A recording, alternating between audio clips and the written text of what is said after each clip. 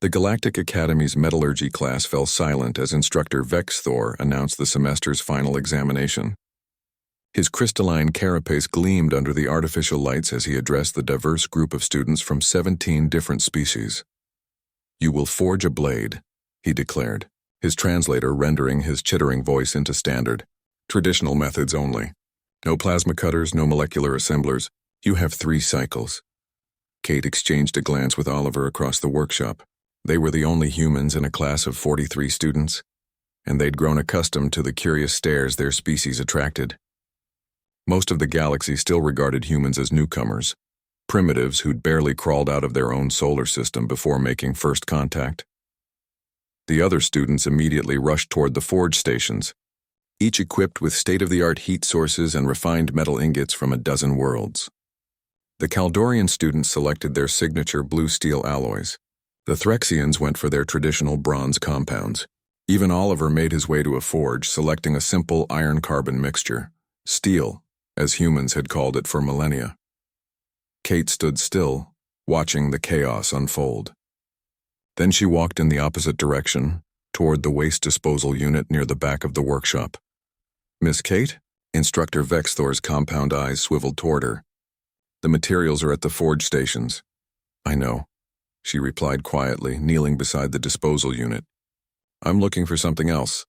She'd noticed it 3 days ago during a routine cleaning, a discarded femur from the anatomy lab next door, likely from some large herbivore specimen. While her classmates had been planning their elaborate forging techniques, Kate had been thinking about humanity's actual history, about how her ancestors hadn't waited for the perfect materials or ideal conditions. They'd used what they had. Kate retrieved the bone, testing its weight and density. It was good, solid with a slight curve that could work to her advantage. She carried it back to her station, ignoring the confused whispers that rippled through the workshop.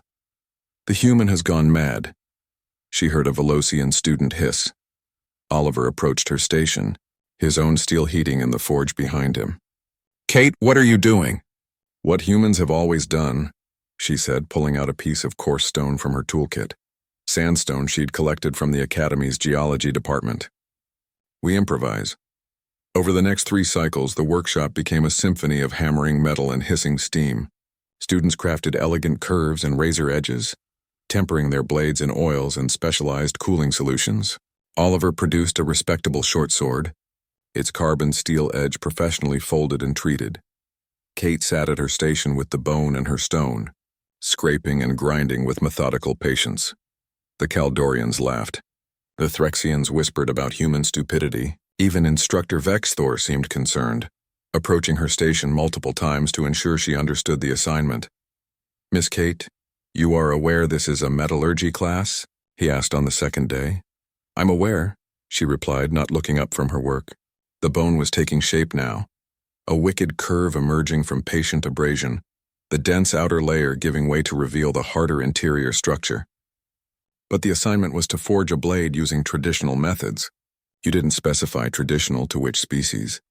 Vexthor's antennae twitched, the equivalent of a raised eyebrow. "Proceed," he said finally. On the 3rd day, Kate began the final phase. She'd shaped the bone into a blade roughly 30 centimeters long, with a natural curve that would make any sabersmith jealous. Using a combination of heat treatment over a simple flame and careful compression, she hardened the cutting edge. She wrapped the grip in cordage made from stripped synthetic fibers, another waste material she'd salvaged. Finally, she began the sharpening process in earnest. Stone against bone hour after hour, achieving an edge that glinted under the lights. When Instructor Vexthor called time, the students presented their blades. The Kaldorian blades were beautiful, blue-tinged masterpieces with perfect balance.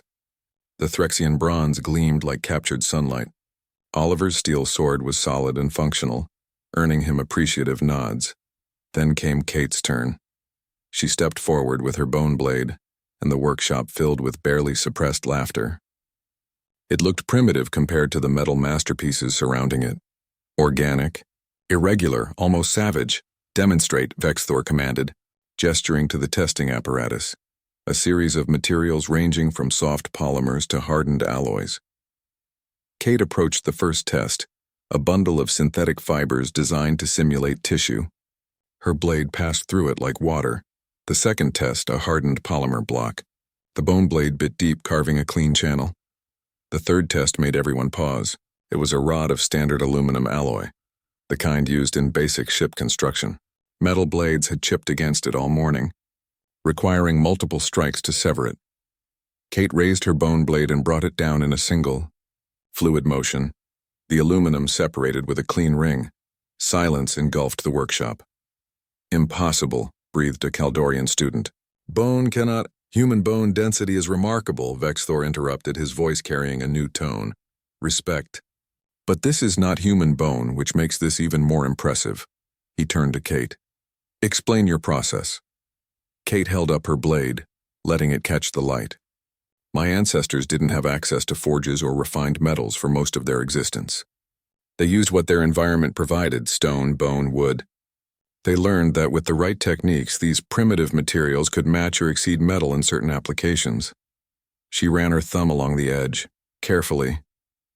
"Bone has a natural composite structure. The outer layer is hard. The inner layer is flexible. Together, they create something stronger than the sum of their parts. The Maori people of Earth made weapons from whale bone that could shatter wooden clubs and pierce armor. Aboriginal Australians created bone blades that stayed sharp longer than early metal tools." Oliver grinned from his position. He'd seen Kate researching late into the night cycles, but even he hadn't fully understood her plan. "I used compression and heat treatment to further harden the structure," Kate continued. "The curve isn't decorative, it's biomechanical, following the natural stress patterns in the original bone. And the edge." She smiled slightly. "Stone Age humans could create obsidian blades sharper than modern surgical steel. I applied the same principles here." Instructor Vexthor took the bone blade, examining it with his multifaceted eyes. He ran a scanner over its surface, and his antennae quivered as he read the results. "The edge," he said slowly, "is 30 nanometers at its finest point. That rivals molecular-aligned metal." He looked at Kate with something approaching awe. "You achieved this with stones and patience?" "And knowledge passed down through 10,000 generations," Kate replied. "That's humanity's real strength, instructor. We don't wait for perfect conditions. We don't need the best materials. We take what we have and make it enough." The class remained silent as Vexthor placed the bone blade on the display stand, positioning it at the center, the place of honor. "This," he announced, "is the highest mark. Miss Kate has demonstrated not only technical skill but also the true spirit of craftsmanship, innovation born from limitation." As the class filed out, Oliver caught up with Kate in the corridor. "You know you're going to be famous for this, right? The human who brought a bone blade to a metallurgy class and won." Kate laughed, adjusting her pack. "That's the thing about being human, Oliver. We've always been the species that shows up to plasma fights with pointed sticks and somehow wins. Because we sharpen really good sticks? Because we never forget that civilization isn't about having the best tools," Kate said, her eyes distant, seeing perhaps the long line of human ancestors stretching back to the caves and savannas of Earth. "It's about making any tool good enough." Behind them, through the workshop window, the bone blade gleamed on its stand, a testament to humanity's oldest lesson. Survival belongs not to the strongest or the most advanced, but to the most adaptable. And humans had been adapting since before the stars themselves learned their names. The end.